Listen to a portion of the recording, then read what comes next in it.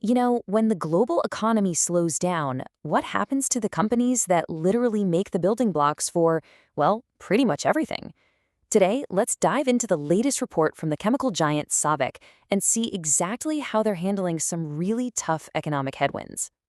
And yeah, that really is the big question we're tackling here, right? When people around the world start buying less stuff, what on earth does a company that makes the raw materials for all that stuff do? How do they survive? All right, so let's get into it. Before we can even talk about SABIC's numbers, we've got to understand the massive storm they're currently sailing through. See, the story here, the real story, doesn't actually begin inside SABIC's factories. The problems hitting the entire chemical industry are huge, and they all start with what's happening in the wider world economy.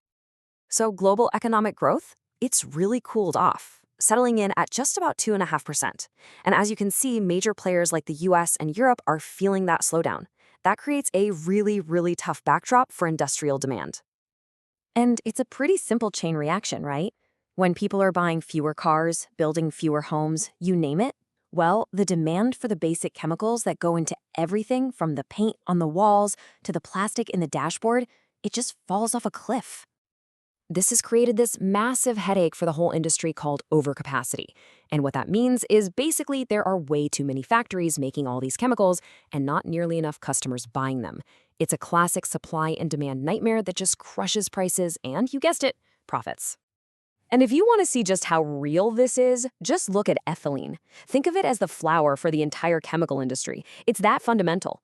The rate at which ethylene plants are actually running, that's like taking the industry's pulse. And right now, that pulse is weak. The warning lights are absolutely flashing red. Okay, so that's the storm. The big question is, how did SABIC's ship hold up in these rough seas? Let's take a look. So, with all that going on, these global headwinds, this crazy industry-wide pressure, how did SABIC actually do? Let's get into the numbers for their Q2. And honestly, at first glance, the report card looks surprisingly good. Revenue is up 3% from the last quarter, hitting $9.5 billion.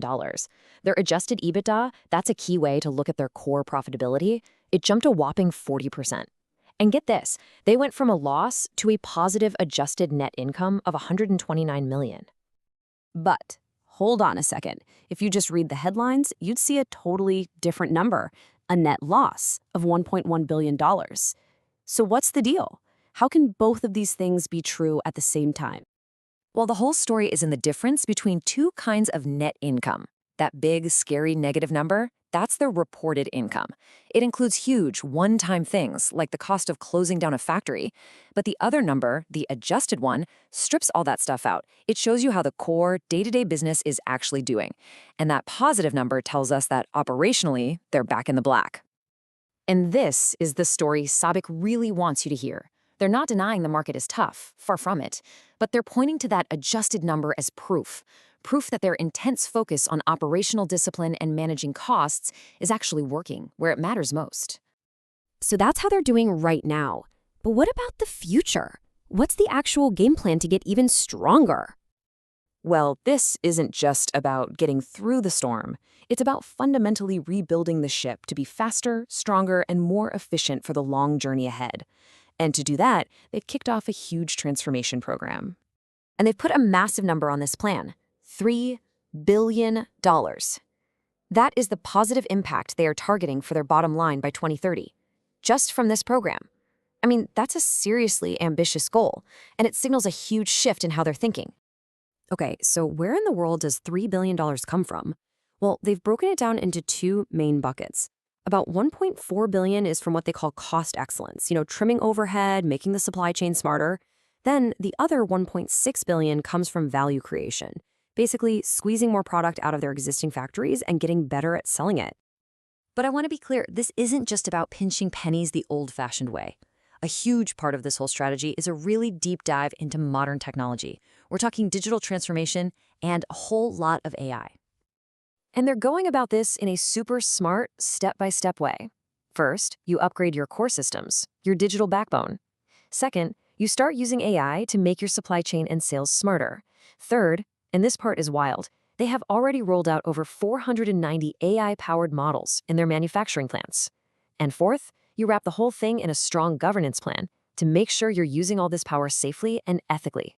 Okay, and that brings us to our final section, and honestly, it might be the most dramatic part of their whole strategy, making some really tough, painful decisions about the future shape of the company. Now, the fancy business term for this is portfolio optimization, but all it really means is taking a cold, hard look at every single piece of your company and asking a simple question. Is this part of the business actually making us stronger? And if the answer is no, you have to be willing to make a change. And let me tell you, SABIC has not been shy about this. They've completely exited their steel business. They're shutting down major chemical plants, what they call crackers, in Europe. They're getting out of smaller business lines, and they're even taking a hard look at their industrial gas business. These are not small tweaks. These are huge, decisive moves. And the thinking behind all this is actually pretty simple. Every single dollar they can pull out of a business that's not performing well is a dollar they can turn around and pour into an area with much better growth and much higher margins. It's all about focus, putting your money and your people where they can make the biggest possible difference. So as they look to the future, they're not expecting any miracles. They see the global economy continuing to grow pretty slowly. But here's the interesting part. Look at how much they're planning to invest. $3 to $3.5 billion. Even in a tough market, they are doubling down and investing heavily in their own future. And this really leaves us with a big, thought-provoking question, doesn't it? SABIC's playbook seems pretty clear. Get lean, get digital, and get laser-focused. In an industry that is just drowning in overcapacity, is this kind of disciplined, and let's be honest, sometimes painful, reshaping the only real path forward? Not just to survive, but to actually come out on top?